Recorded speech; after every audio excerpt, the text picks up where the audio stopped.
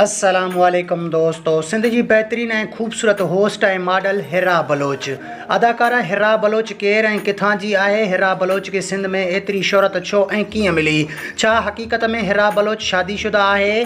तफ़सीली ॻाल्हि ॿोल शुरू करण खां पहिरियां जेकॾहिं तव्हां असांजे यूट्यूब चैनल ते नवां आया आहियो त महिरबानी करे असांजे यूट्यूब चैनल खे सब्सक्राइब करे घंटी बटन ते क्लिक करे ऐं नोटिफिकेशन ऑल करे छॾींदा।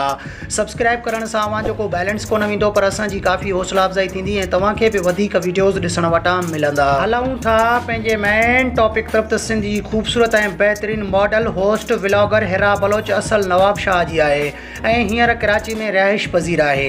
हिरा बलोच जी ज़ात रिंद बलोच आहे ऐं उमिरि अटकल 30 साल अथसि।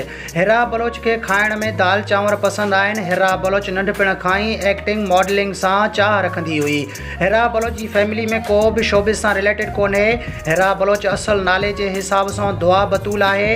हिरा बलोच जी तालीम मैट्रिक आहे। हिरा बलोच फारसी ज़्यादा पढ़ियल आहे। हिरा बलोच जी सिंधी मीडिया में करीबी फ्रेंड वहीदा आबड़ो आहे। हींअर हिरा बलोच टिकटॉक, फेसबुक, इंस्टाग्राम जी तमामु सुठी ऐं मशहूर अदाकारा ऐं होस्ट आहे। हिन तरह जा वधीक वीडियोज़ ॾिसण जे लाइ असांजे यूट्यूब चैनल खे सब्सक्राइब करे घंटी बटन ते क्लिक करे ऐं नोटिफिकेशन ऑल करे छॾींदा। मिलंदासीं नए वीडियो में, तेसिताईं अल्लाह हाफ़िज़।